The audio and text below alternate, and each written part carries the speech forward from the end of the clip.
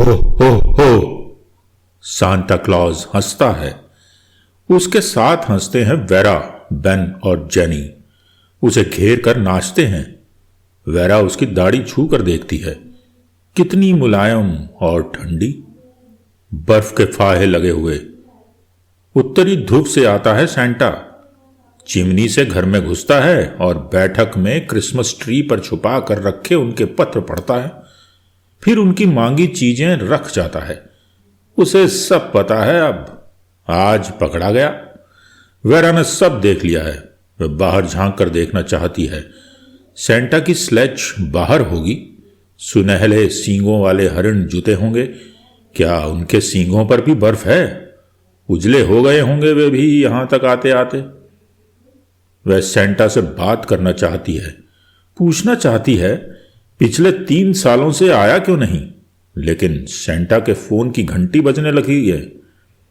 Santa ये जा वो जा। Bye bye Santa, come again next year. Santa हंसा। हो। वेरा चौंक कर जागी। सेंटा आया था।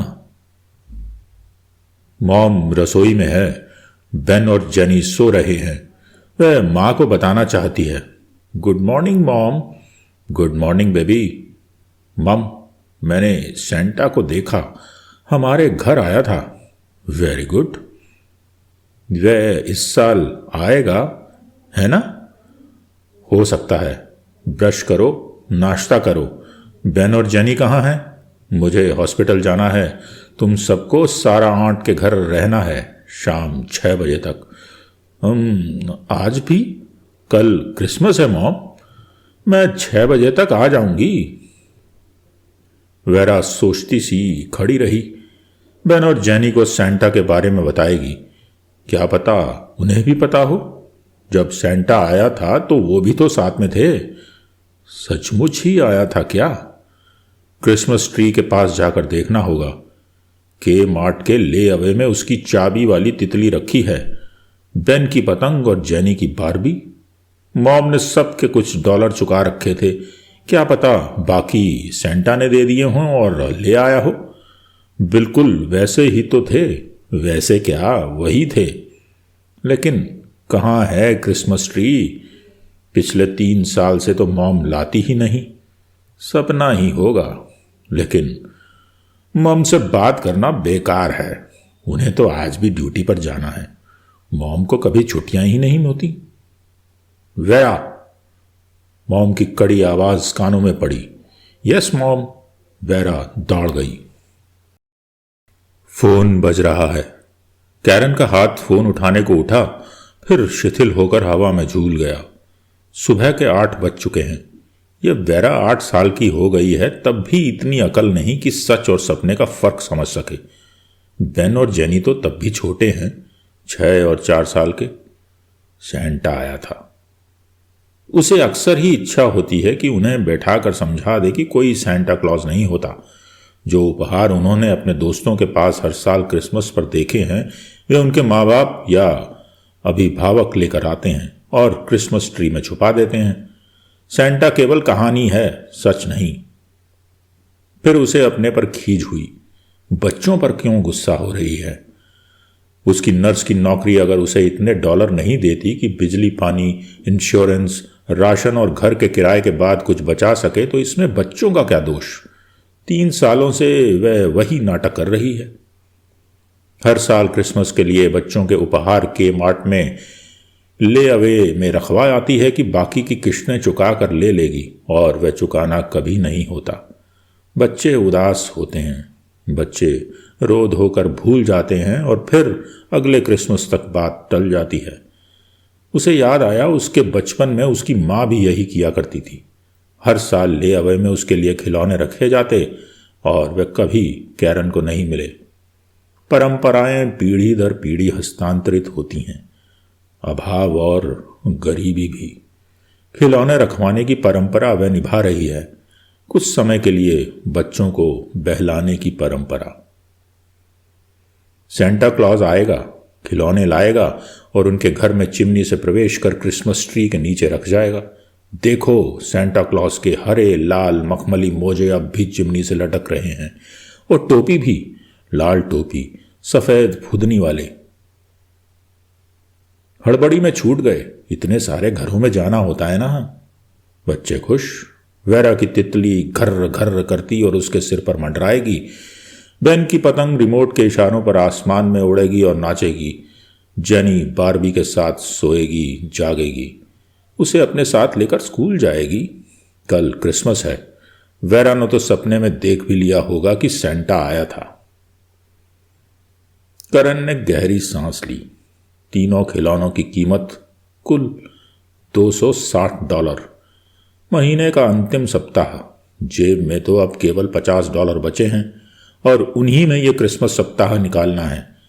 केक बना लेगी, लेकिन उसके लिए सामान खरीदने में और चॉकलेट खरीदने में $10-15 खर्च हो जाएंगे। क्रिसमस ट्री लगाने सजाने का क्या मतलब जब बच्चों के उपहार आ ही नहीं सकते। उसमें भी कम से कम $20-25 खर्च होते हैं, उससे कम में तो आता नहीं। क्रेडिट कार्ड के इतने सारे लोन पहले से सिर पर हैं। एक और उदास क्रिसमस। और क्या, क्रिसमस के दिन हंसता घर और खुशी से खिलकते बच्चे अब सपना हो गए हैं।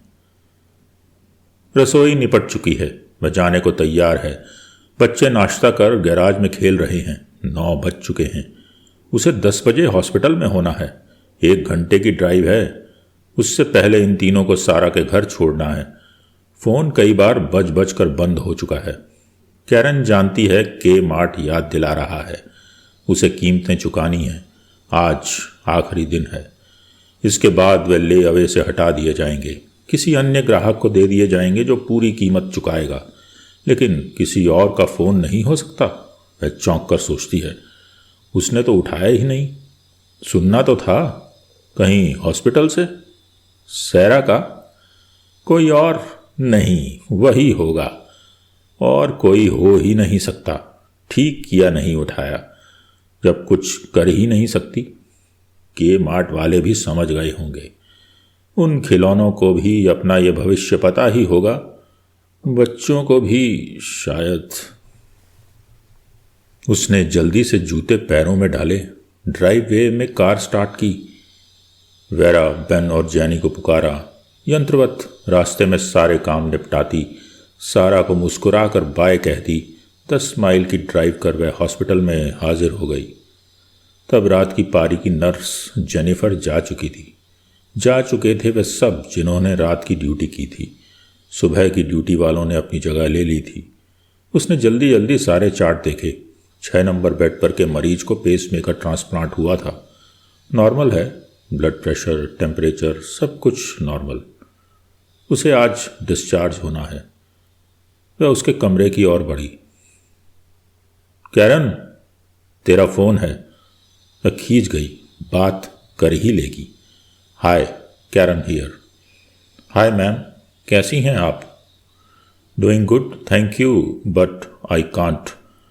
रिलैक्स, मैं जिम, स्टोर मैनेजर, के मार्ट बोल रहा हूं।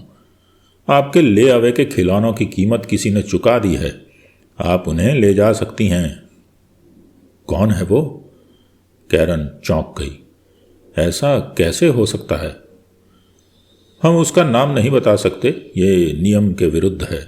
उसने कई लोगों के उपहारों की कीमतें चुकाई हैं। हम सुबह से आपसे संपर्क करने की कोशिश कर रहे हैं।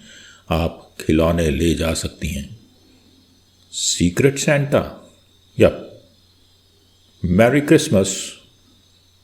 कई दिनों से, सालों से जम रहा तनाव पिघल पिघल कर बहने लगा।